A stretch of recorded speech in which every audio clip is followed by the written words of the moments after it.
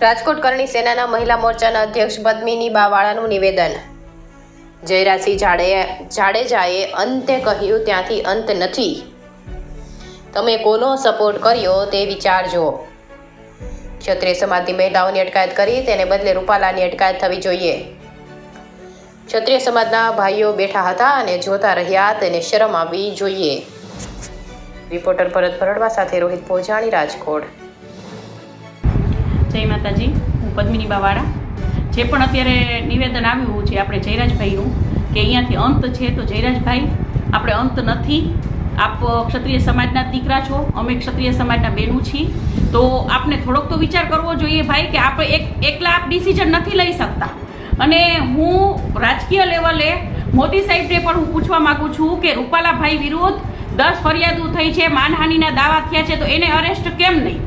કેમ? આમાં હું એ પ્રશ્ન કરવા માંગુ છું કે રાજકીય લેવલે કોઈ પણ ગુનો કરી શકો છો, એ બધાને ગુનો કરવાનો હક છે, તો આટલો બધો મોટો ગુનો જે રૂપાલાભાઈ જે બોલ્યા છે, જે અમારા માન ઉપર ગયા છે, અને આજ રાજપૂત ક્ષત્રિયના બહેનો નહીં, કોઈ પણ બહેનો, કોઈ પણ સમાજના બહેનો વિશે આ નથી બોલી શકાતું રૂપાલાભાઈને।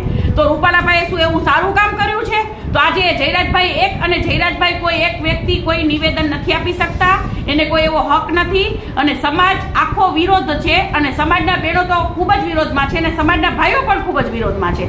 તો અમે આ જયરાજભાઈનું નિવેદન નહીં ચલાવી લઈએ, અને માફી તો આપવાની જ નથી। માફી તો રૂપાલાભાઈ 5 નહીં 500 વખત માફે ને તો પણ એને માફ નથી। રૂપાલાભાઈની ટિકિટ રદ કરે, અને હું તો નરેન્દ્રભાઈ મોદીને આજે મોદીભાઈ આપે તો કેટલા બહેનો દીકરીઓ સાથે સારા એ લોકો માટે કામ કર્યા છે, તો આપ તો સમજો કે અમે બહેનો દીકરીઓ આપની પાસે ભીખ નથી માંગતા, અમે આપની પાસે ન્યાય માંગીએ છીએ, અને અમને ન્યાય મળવો જોઈએ। રાજપૂત ક્ષત્રિય સમાજને ન્યાય મળવો જોઈએ કે કોઈને પણ હક નથી, રૂપાલાભાઈ નહીં, અમારા ક્ષત્રિય સમાજના દીકરાને પણ કોઈ હક નથી કે કોઈ પણ બહેનો દીકરીઓ વિશે બોલે, કોઈ પણ સમાજના બહેનો દીકરીઓ વિશે બોલે। તો રૂપાલાભાઈએ શું આ સારું કામ કર્યું છે? આટલા મોટા હોદ્દા ઉપર આજે એમને ભાજપ પાર્ટીનું નામ બદનામ કર્યું છે કે ભાજપ પાર્ટીમાં જો આવાને ટિકિટો દેશો ને તો કાલ સવારે ભાજપ પાર્ટીનું ખૂબ ખરાબ લાગશે।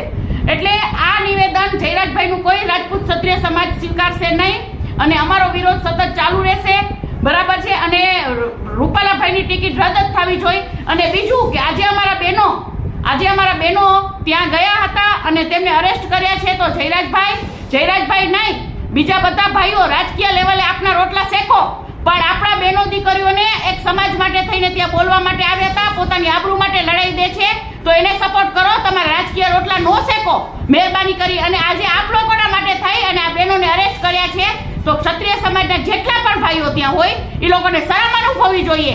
આજે રાજકીય લેવલે આપ રોટલા શેકો છો, તમારા ખુદ